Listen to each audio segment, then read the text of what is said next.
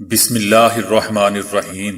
السلام علیکم دوستو، دنیا بھر کی خبروں میں آج آپ سنیں گے ماہرین کا کہنا ہے کہ امریکہ کی آئل انڈسٹری اب کبھی اپنے پاؤں پر کھڑی نہیں ہو سکے گی۔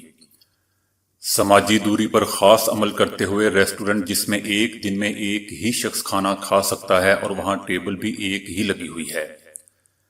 روس نے امریکہ کو کورونا سے متعلق امدادی طبی سامان کے ساتھ $6 لاکھ کا بل بھی بھیج دیا۔ شمالی کوریا کے لیڈر کم جونگ جو گزشتہ 11 اپریل سے گم یا غائب تھے، جمعہ کے روز اچانک سامنے آ گئے۔ سعودی حکومت کا ملک میں کورونا کے حوالے سے افواہیں پھیلانے والے عناصر سے آئینی ہاتھوں سے نپٹنے کا اعلان۔ کورونا کے معاملے میں چین کا احتساب کیا جائے گا، وہ احتساب کے کٹہرے میں لائے جائیں گے، مشیر صدر ٹرمپ۔ صدر ٹرمپ کی نئی پریس سیکرٹری نے اعلان کیا ہے کہ میں کبھی جھوٹ نہیں بولوں گی۔ کورونا کے زمانے میں ویتنام کے ایک شیف نے سب سے پہلے کورونا کی شکل کا برگر تیار کر لیا۔ انڈیا کے شہر چنئی میں ایک 55 سالہ خاتون کورونا سے صحت یاب ہو کر گھر لوٹی تو محلے داروں نے اسے تبلیغی کہنا شروع کر دیا۔ پاکستانی وزیر شیخ رشید احمد کا کہنا ہے کہ اوروں کی طرح اب ڈاکٹر فردوس عاشق عوان بھی کہیں گی کہ مجھے کیوں نکالا۔ 88 ممالک میں 1 لاکھ پاکستانی وطن واپس آنے کے خواہشمند۔ پاکستان 30 مزید پروازیں شروع کر رہا ہے۔ بھارت میں ایک ہی عمارت میں 41 لوگوں کے کورونا پازیٹیو آنے سے محکمہ صحت کے ہوش اڑ گئے۔ تو آئیے چلتے ہیں اب خبروں کی ڈیٹیل کی طرف۔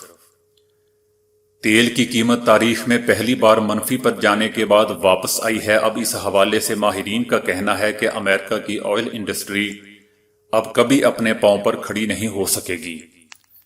اس وقت امریکہ کے ساحل پر درجنوں آئل ٹینکرز موجود ہیں، لیکن کوئی تیل خریدنے والا نہیں ہے، جس کے بعد تیل پیدا کرنے والوں کے پاس ایک ہی آپشن بچا ہے کہ تیل کے کنویں بند کر دیے جائیں، اور ایسا ہونے کی صورت میں زیادہ تر کمپنیاں دیوالیہ ہو جائیں گی۔ ماہرین کا کہنا ہے کہ امریکہ کی معیشت کا دار و مدار زیادہ تر انرجی سیکٹر پر ہے، اور انرجی سیکٹر تیل کی مارکیٹ پر انحصار کرتا ہے۔ تیل کی انڈسٹری کے گرنے کی وجہ سے انرجی سیکٹر تباہ ہو گیا ہے، اور اب امریکی معیشت بھی اسی وجہ سے گرتی جا رہی ہے۔ انرجی سیکٹر کو دوسری جنگ عظیم کے بعد سب سے بڑا جھٹکا لگا ہے، اور سٹاک مارکیٹس کی شیئرز کی مجموعی مالیت کھربوں ڈالر کم ہو گئی ہے۔ انٹرنیشنل انرجی ایجنسی نے کہا ہے کہ اس سال انرجی کی ڈیمانڈ میں جتنی کمی ہو رہی ہے، اس کی ماضی میں مثال نہیں ملتی۔ کورونا کے پھیلاؤ کو روکنے کے لیے دنیا بھر میں لاک ڈاؤن اور جزوی کرفیو نافذ ہے۔ لاک ڈاؤن کی وجہ سے دنیا بھر میں جہاں دفاتر، تعلیمی ادارے اور تمام تر دکانیں بند ہیں، تو وہیں ریسٹورنٹ بھی بند ہیں، اور لوگ باہر جا کر کھانا کھانے سے محروم ہیں۔ متعدد ممالک میں سماجی دوری اختیار کرتے ہوئے تمام تر حفاظتی اقدامات کے ساتھ ریسٹورنٹ کھول دیے گئے ہیں، لیکن سویڈن میں سماجی دوری پر خاص عمل کرتے ہوئے جلد ایک ایسا ریسٹورنٹ کھولا جا رہا ہے جس میں ایک دن میں ایک ہی شخص کھانا کھا سکتا ہے، اور وہاں بیٹھنے کے لیے صرف ایک ہی ٹیبل لگی ہوئی ہے۔ یہی نہیں بلکہ ریسٹورنٹ میں کھانا پیش کرنے کے لیے ایک رسی کی مدد سے ٹوکری کے ذریعے کھانا ٹیبل تک پیش کیا جائے گا۔ ہوٹل کے سربراہ کا کہنا ہے کہ روزانہ ایک شخص ہی ایک ٹیبل پر بیٹھ کر کھانا کھا سکے گا، اور اس کے استعمال شدہ برتن 2 مرتبہ دھلیں گے، جبکہ ٹیبل کو بھی ہمیشہ سینیٹائز کیا جائے گا۔ روس نے امریکہ کو کورونا سے متعلق امدادی طبی سامان کے ساتھ $6 لاکھ کا بل بھی بھیج دیا۔ روس کی جانب سے امریکہ کو بھجوائے گئے امدادی سامان میں وینٹی لیٹرز اور دیگر اشیاء شامل ہیں۔ 60 ٹن سامان میں 45 وینٹی لیٹرز شامل ہیں، تاہم وولٹیج استعمال کرنے کے فرق کی وجہ سے امریکہ میں یہ وینٹی لیٹرز بیکار ہیں۔ اس کے علاوہ سامان میں کیمیائی ہتھیاروں سے بچاؤ کے لیے استعمال ہونے والے ماسک اور گھریلو استعمال کے ہینڈ گلوز بھی شامل ہیں۔ روس کا کہنا ہے کہ اس سامان کی قیمت $13 لاکھ بنتی ہے، تاہم امریکی محکمہ داخلہ کو صرف $6 لاکھ کا بل بھیجا گیا ہے۔ روسی صدر پیوٹن نے مارچ میں امریکی صدر ٹرمپ کو فون پر طبی سامان بھجوانے کی پیشکش کی تھی، جسے ٹرمپ نے قبول کر لیا تھا۔ شمالی کوریا کے لیڈر کم جونگ جو گزشتہ 11 اپریل سے گم یا غائب تھے، جمعہ کے روز سامنے اچانک آ گئے، جس کے بعد ان کی پر اسرار گمشدگی کے حوالے سے عالمی ذرائع ابلاغ میں پھیلنے والی افواہیں دم توڑ گئیں۔ شمالی کوریا کی سینٹرل نیوز ایجنسی نے کم جونگ کی تصاویر کے ساتھ خبر بھی جاری کی جس میں مسٹر کم کو دارالحکومت پیانگ یانگ کے شمالی علاقے میں دکھایا گیا ہے۔ کم جونگ نے کھاد بنانے والی فیکٹری کی افتتاحی تقریب میں شرکت کی۔ اس موقع پر ہونے والے جشن میں شرکاء نے انہیں دیکھ کر تالیاں بجائیں اور خوشی کا اظہار بھی کیا۔ سعودی حکومت نے ملک میں کورونا کے حوالے سے افواہیں پھیلانے والے عناصر سے آئینی ہاتھوں سے نپٹنے کا اعلان کیا ہے۔ سوشل میڈیا، انٹرنیٹ یا دیگر وسائل کے ذریعے نظام میں خلل ڈالنے، کورونا کے بارے میں غلط معلومات پھیلانے اور وبا کے حوالے سے لوگوں میں خوف و ہراس پھیلانے والوں کے ساتھ سختی سے نپٹا جائے گا۔ عوام الناس کو کورونا سے متعلق سرکاری سطح پر ملنے والی معلومات پر یقین اور بھروسہ کرنا چاہیے۔ عالمی ادارہ صحت WHO کی جانب سے جمعے کے روز یہ باور کروایا گیا کہ کورونا نے قدرتی طور پر جنم لیا اور یہ کسی تجربہ گاہ میں نہیں تیار کیا گیا۔ تاہم اس کے باوجود امریکیوں کی جانب سے چین پر تنقید کی شدت میں کمی نہیں آ رہی۔ صدر ٹرمپ اپنے اس موقف پر قائم ہے کہ اگر چین زیادہ شفاف طریقے سے حرکت میں آ جاتا تو دنیا کے لیے اس وبا کے پھیلاؤ کو روکنا ممکن تھا۔ ٹرمپ نے ایک بار پھر اس موقف کو دہرایا ہے کہ ان کی انتظامیہ ووہان شہر سے شروع ہونے والی اس وبا کی روشنی میں چین کے خلاف بہت سے اقدامات پر غور کر رہی ہے۔ امریکی صدر کا یہ موقف جمعے کی شام ایک پریس بریفنگ کے دوران سامنے آیا۔ مشیر لیری کوڈلو نے بھی خبردار کیا ہے کہ کورونا کے معاملے میں چین کا احتساب کیا جائے گا۔ ایک انٹرویو میں ان کا کہنا تھا کہ وہ احتساب کے کٹہرے میں لائے جائیں گے۔ اس میں کوئی شک نہیں ہے کہ ایسا کب، کہاں اور کیوں ہوگا، یہ صدر ٹرمپ ہی فیصلہ کریں گے۔ صدر ٹرمپ کی نئی پریس سیکرٹری کیلی میکن نے اعلان کیا ہے کہ میں صحافیوں سے کبھی جھوٹ نہیں بولوں گی۔ نئی پریس سیکرٹری کیلی میکن نے گزشتہ روز پہلی پریس بریفنگ دی۔ سیکرٹری کی جانب سے 1 سال سے زائد عرصے بعد پہلی بریفنگ سامنے آئی ہے۔ اس سے پہلے سارا سینڈرز پریس سیکرٹری رہی ہیں۔ ان کی جانشین سٹیفنی نے بھی اپنے 9 ماہ کے پورے دور میں کبھی بھی بریفنگ نہیں دی تھی۔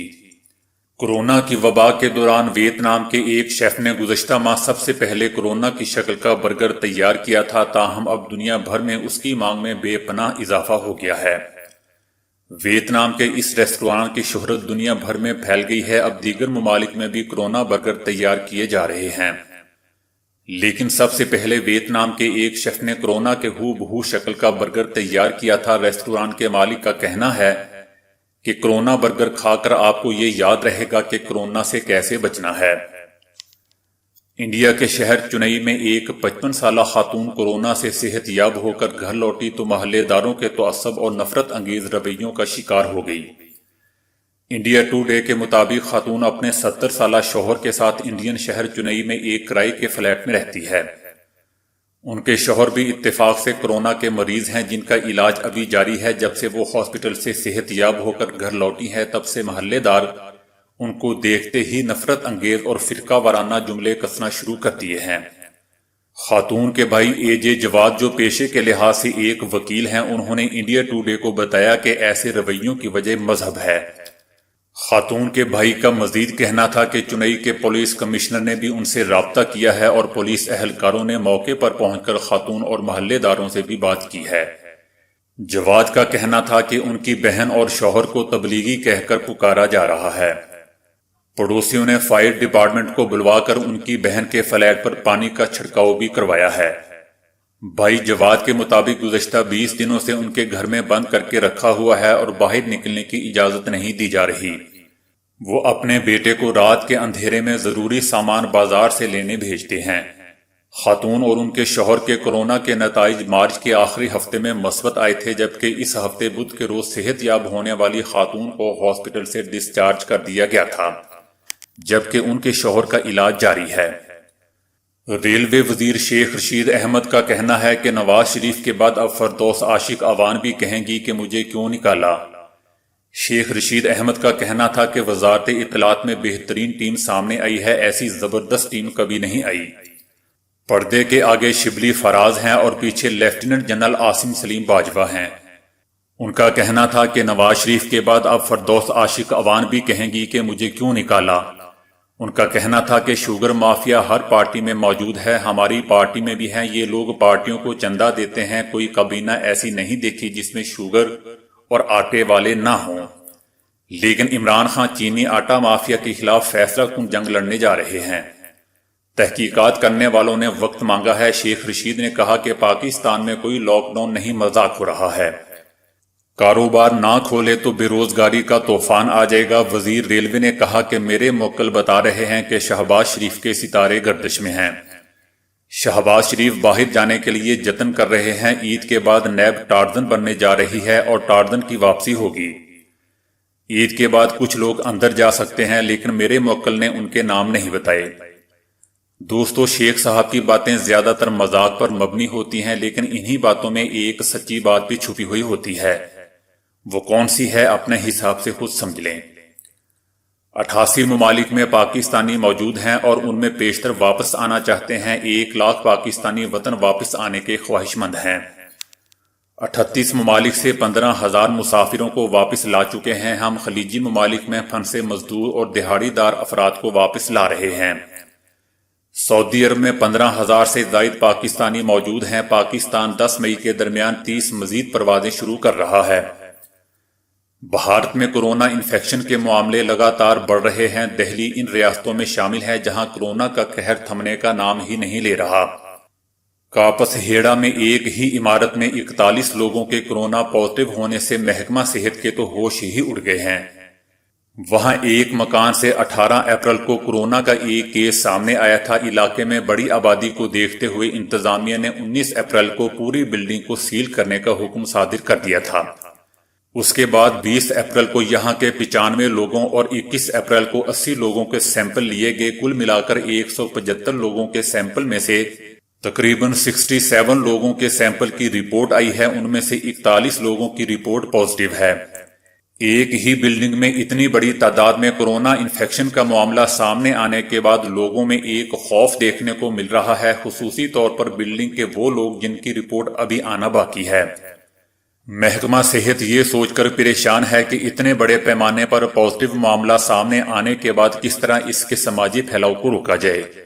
لاک ڈاؤن کی سختی کے باوجود فی الحال دہلی میں کورونا پر لگام لگتا ہوا نظر نہیں آ رہا ہے۔ محکمہ صحت کے مطابق دہلی میں کورونا متاثرین کی تعداد 3,738 پہنچ گئی ہے۔ ان میں سے 1,170 لوگوں کو علاج کے بعد ہاسپٹل سے چھٹی دی جا چکی ہے۔ کورونا کی وجہ سے تنہا دہلی ہی میں 61 لوگوں کی جان جا چکی ہے۔ تو دوستو، آج کے لیے اتنا ہی۔ ویڈیو کو لائک، شیئر اور فالو کرنے کا شکریہ۔